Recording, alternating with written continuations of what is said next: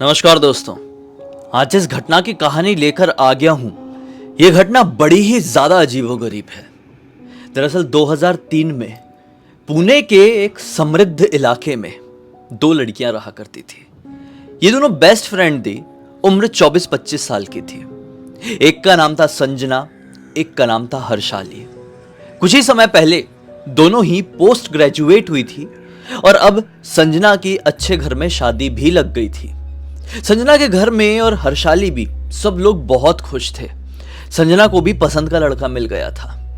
अब शादी का टाइम जब नजदीक आ रहा होता है ना, तो घर में ना एक लड़कियों के साथ और लड़कों के साथ एक रस्म होती है। उस रस्म के बाद कोई भी दूल्हा या दुल्हन ऐसे ही घर से बाहर नहीं निकल सकता। बाय चांस किसी भी रीजन से उन्हें बाहर निकलना ही पड़ रहा है तो वो अपने साथ कोई चाकू रखेंगे, कोई लोहे की चीज रखेंगे, तभी घर से बाहर निकलेंगे। अगर कोई ऐसा नहीं करता है तो कहा जाता है कि बाहर के भूत प्रेत, बला बत्तर, प्रेत चुड़ैल उसे लग जाते हैं और उसकी अच्छी खासी जिंदगी मनहूस बन जाती है। ऐसे ही संजना की वो वाली रस्म हो गई। अब संजना का घर से बाहर निकलना पूरी तरीके से बंद हो गया था। इस रस्म की ना शादी से पहले की मुहूर्त नहीं निकल पा रही थी। इसी वजह से जब संजना की शादी थी, उससे 1 महीने पहले ये वाली रस्म हो गई थी। अब 1 महीने संजना को घर पे जेल जैसे रहना था। संजना शुरू से ही घूमने फिरने वाली लड़की थी और उसे घर वालों ने कभी रोके भी नहीं थे। लेकिन एक रस्म उसे अब 1 महीने तक घर पे रोक के रखने वाली थी। ये चीज इसको बर्दाश्त नहीं हो रही थी। ज्यादा दिन भी नहीं हुए थे इस रस्म को, 10-12 दिन ही हुए थे कि संजना को बेचैनी होने लगी। मुझे घूमने जाना है, घूमने जाना है, घूमने जाना है। कोई भी सिली रीजन देती और इसकी मम्मी बोलती चल ठीक है यार, तुझे जाना है, ले चाकू अपने साथ रखो और जाइए काम करके आ। कभी बोलती कि मेकअप आर्टिस्ट से बात करने जाना है, तो कभी बोलती फोटोग्राफर से बात करने जाना है। ऐसे अलग अलग रीजंस देती कि कोई और नहीं जाएगा, मैं ही जाऊंगी तभी ये हो पाएगा। एक दिन की बात है, ये बोल रही थी कि छोटे छोटे रीजन देके 15-15, 20-20 मिनट के लिए क्या घूमती हो यार, मजा नहीं आता, पहले जैसे घूमने का मन कर रहा है। वो हर्षाली को फोन करती है, जो कि उसके घर के पास ही रहती थी।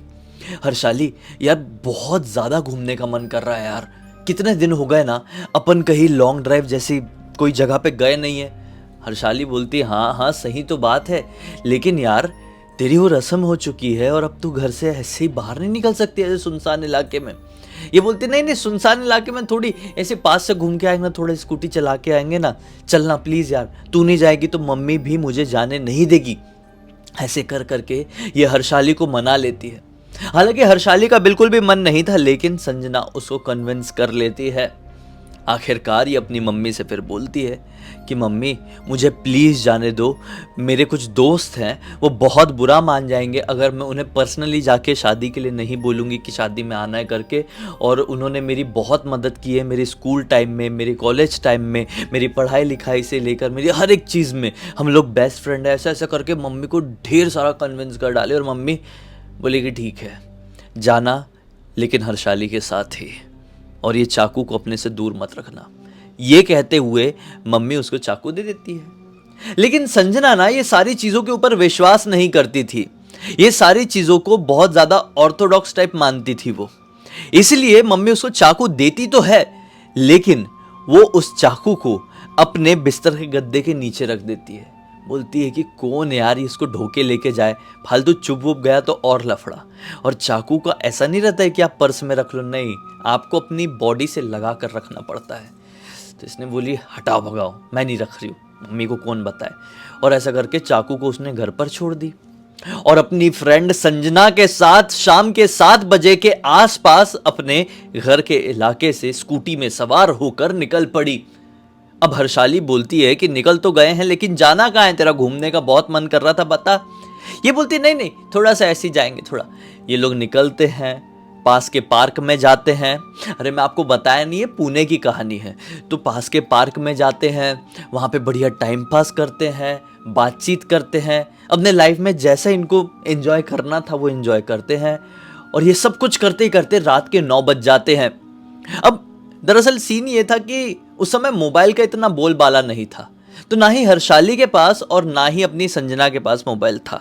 जी हाँ, लोगों के घर में लैंडलाइन जरूर होता था। जी हाँ, जो रख सकते थे वो रखते थे। अब 9 बजे के आसपास हर्षाली बोलती कि अब तो घर चलना चाहिए संजना, रात हो गई है। लेकिन संजना बोलती कि चलेंगे चलेंगे, लेकिन हम अपने फेवरेट वाले ढाबे में थोड़ा चाय पी के तो जाए। ठीक है चलो भाई। थोड़ी आगे जाके वो ढाबा मिला, वहां पे बढ़िया चाय चुए पिए। अब रात के 9:30 पौने 10 बज गए और यहाँ पे घर वालों को चिंता सताने लगी कि संजना कब आएगी, दुल्हन कब आएगी। शादी को कुछ ही दिन बचे हुए हैं और ये कैसे अय्याशी कर रही है रात में। और यहाँ पर ये मस्त से एंजॉय करके अपने ढाबे के सामने से स्कूटी स्टार्ट करने के लिए आई। स्कूटी स्टार्ट कर रही है, स्कूटी स्टार्ट ही नहीं हो रही है। इनकी दिल की धड़कनें बढ़ गई दोनों की, हर्षाली और संजना की। हर्षाली की इसीलिए कि यार अगर बात आती है कि इतनी देर तक कहाँ थे, तो मेरे ऊपर सबसे पहले उंगली उठेगी, क्योंकि दुल्हन की मम्मी ने मुझे ही एक तरीके से इसकी रक्षक बना के भेजा हुआ है और यहाँ पे मैं ही कुछ नहीं कर पा रही हूँ। फिर हर्षाली लगी किक मारने। फिर गाड़ी स्टार्ट हो गई। अब संजना चलाने लगी, लेकिन संजना अपने घर वाले रास्ते में ना जाकर किसी और रास्ते में गाड़ी मोड़ दी। पीछे से बैठी हुई हर्षाली बोलती है कि संजना अब कहाँ जा रहे हैं हम लोग, घर जाना चाहिए ना, बहुत रात हो गई है। ये बोलती बस एक आखिरी ट्रिप मारना है, या फिर मेरी शादी हो जाएगी, मैं पुणे से बाहर चली जाऊंगी, फिर पता नहीं हम कब मिल पाएंगे, ये लॉन्ग ड्राइव कब हो पाएगी, ये ढाबे वाली चाय, ये सब कुछ यादें बन के रह जाएगी। चल थोड़ा हाईवे तरफ से घूम के आते हैं। वो गाड़ी घुमा लेती है और वो एकदम आउटर इलाके में हाईवे में घूमने चली जाती है। अब वो हाईवे में बहुत आगे निकल गए थे। एक कच्ची सड़क थी जहां पर ये लोग अपनी कॉलेज टाइमिंग में पिकनिक मनाने आते थे दिन ब दिन। वो वाले रास्ते में अपनी गाड़ी निकाल लेती है। अब वो एक कच्चा रास्ता था और जंगल वाला रास्ता था। इस जंगल वाले रास्ते से होकर थोड़ी आगे जाकर एक तालाब जैसा मिलता था। ये पुणे से बाहर निकल चुके हैं फिलहाल में, हाईवे वाले एरिया से भी और आगे, और एक तालाब जैसा जो जंगल के रास्ते होते हो जाता है, ये वहाँ पर पिकनिक बनाते थे। ये वहाँ पर अपनी स्कूटी ले जाने लगे। हर्षाली बोल रही है कि हमको नहीं जाना चाहिए, हम गलत कर रहे हैं यहाँ पर आकर, ये सही समय नहीं है। तो दुल्हन बनने वाली की इतने में जुप से काली बिल्ली इनका रास्ता काट देती है। दोनों घबरा जाती है और झटके से स्कूटी का ब्रेक मारती हैं कि बिल्ली का रास्ता काटना तो बहुत अपशकुन होता है, और वो भी काली बिल्ली। ये आपको आगे समझ में आएगा मैं ऐसा क्यों कह रहा हूँ। ये दोनों के दिमाग में आता है और रुक जाती है कि कोई आएगा उधर से तो ये रास्ता का कटिंग होगी और फिर उसके बाद हम आगे बढ़ेंगे। लेकिन इस जंगल वाले इलाके में कच्ची सड़क में वो रात के समय तालाब के पास से कौन इस तरफ आएगा जो इस कटे हुए रास्ते को काटेगा। तो ये दोनों खड़ी हो गई। अब जाना भी है, लौटना भी नहीं है, और ये बिल्ली रास्ता काटी है तो वो लफड़ा भी हमको पालना नहीं है। अब रुक गई। अब जैसे रुकी ना तो हर्षाली को याद आया, अरे यार बहुत देर हो गई है, मुझे ना वॉशरूम आई हुई है, रुक जा मैं कर लेती हूँ, जब तक कोई आ जाएगा फिर अपन आगे बढ़ जाएंगे। हालांकि हर्षाली डरी हुई है लेकिन घूमना भी है, खुद भी, और संजना को तो घूमना ही था। संजना बिल्कुल नहीं डरी थी क्योंकि संजना ऐसी चीज़ों पे विश्वास ही नहीं करती थी। हर्षाली स्कूटी से उतरी है, थोड़ी आगे बढ़ने लगी सुसु करने के लिए कि पीछे से संजना बोलती है कि रुक रुक रुक मैं भी कर लेती हूँ। वो अपनी स्कूटी स्टैंड पे लगा देती है और एक पेड़ के नीचे जाकर दोनों करने ही वाली होती है कि अचानक से दोनों को ऐसा बाल में ना पीछे से किसी ने ऐसा प्यार से हाथ सहलाया ऐसा फील होता है और दोनों हड़बड़ा के उठ जाती है कि ये कौन था, तुझे भी फील हुआ क्या। दोनों ऐसे एक दूसरे को कहती है। जी हाँ, दोनों को बहुत क्लियर फील हुआ था कि इनको पीछे से किसी ने ऐसे सहलाया है। दोनों एक दूसरे की तरफ डर के मारे देख ही रही है कि दोनों के पैर को किसी ने जुब से ऐसा पकड़ा, ऐसे नीचे वाले पैर वाले हिस्से को। ये दोनों ऐसे छुड़ाने को हुई और चिल्लाई है और थोड़ा सा पीछे हटी।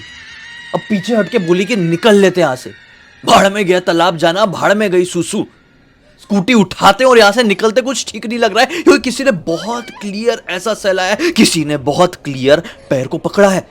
दोनों हड़बड़ाती हुई आई और फिर से स्कूटी स्टार्ट करने लगी, लेकिन स्कूटी स्टार्ट ही नहीं हो रही है।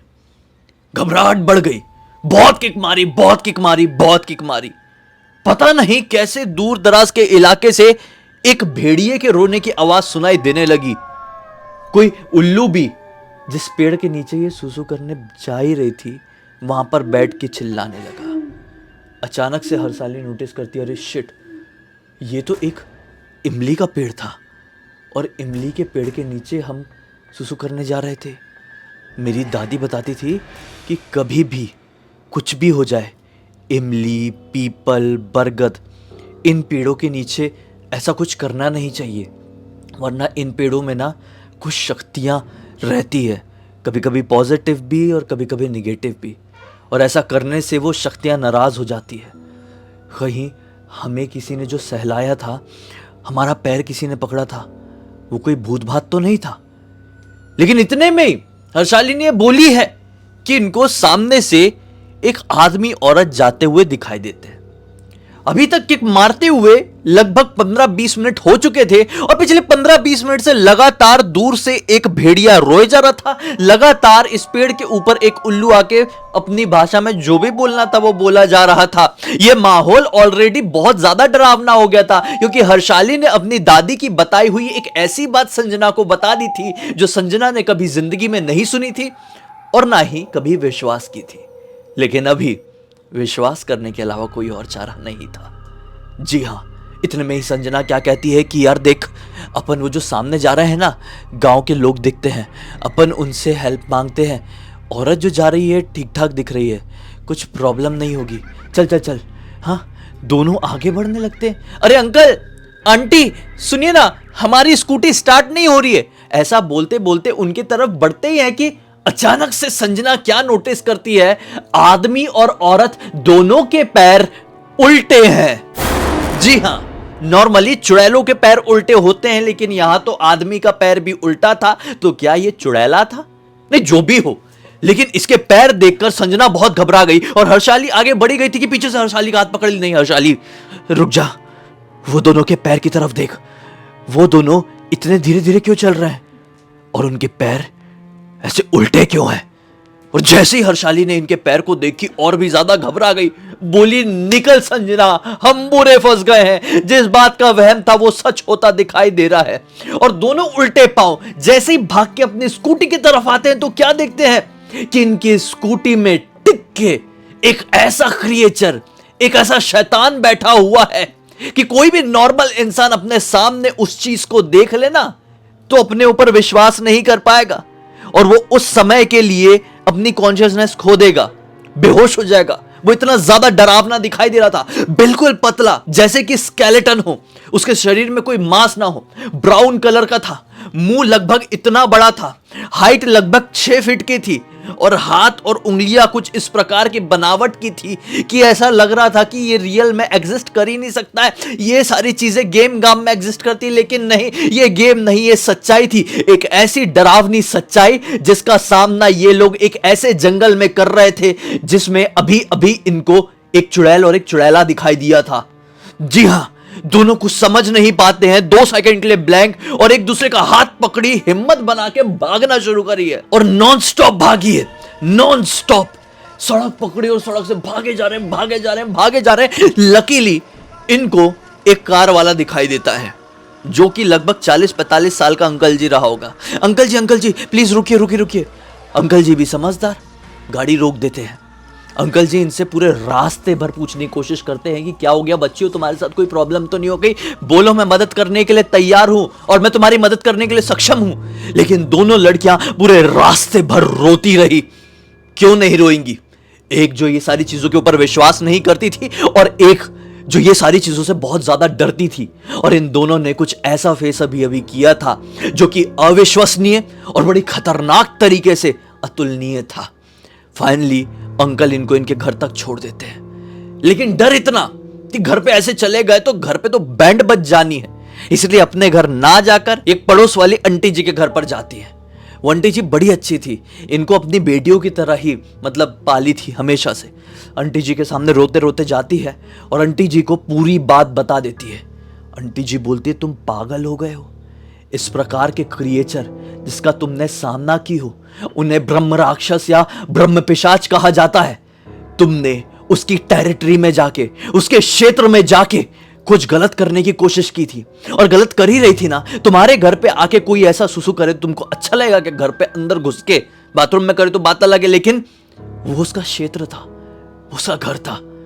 किस्मत अच्छी थी कि तुम ये जानबूझ के नहीं कर रहे थे, इसलिए उसने तुम्हारा कुछ बिगाड़ा नहीं। अगर तुम जानबूझ के कर रहे होते ना तो जिंदा बचकर यहां तक नहीं आ पाते। जैसे तैसे करके आंटी ने इनके डर को शांत करी है, पानी वानी पिलाई है, आंसू फांसू पोंछी है और बोली घर जाओ। ये घर गई और उस दिन के बाद से कसम खा ली कि हम जिंदगी में कभी ये गलती नहीं करेंगे।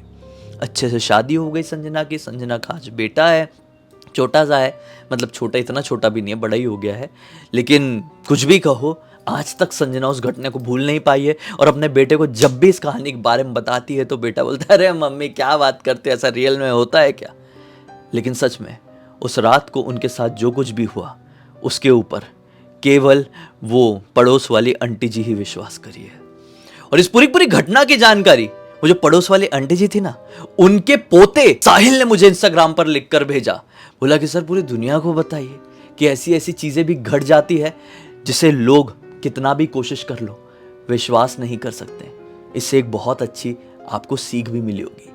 इसी बात पे अब तक इस वीडियो को देखे हैं तो लाइक जरूर कर देना, चैनल को सब्सक्राइब करके बेल आइकन दबा के ऑल के ऑप्शन में क्लिक करना, क्योंकि इसी तरह के हैरान कर देने वाले खौफनाक वीडियोस डेली आप लोगों के सामने लेके आता रहता हूं। इंस्टाग्राम के लिंक इस वीडियो के डिस्क्रिप्शन बॉक्स में मिल जाए, क्लिक करके डायरेक्टली वहां पर पहुंच जाना और इसी तरह की कोई भी कहानी, टॉपिक या जानकारी आप लोगों के पास भी है तो लिख भेजना। हो सकता है मेरा अगला वीडियो कल आपके हिसाब से ही बन रहा हो। तो चलिए कल फिर से मिलते हैं, तब तक के लिए बहुत बहुत धन्यवाद। आपका दिन शुभ हो।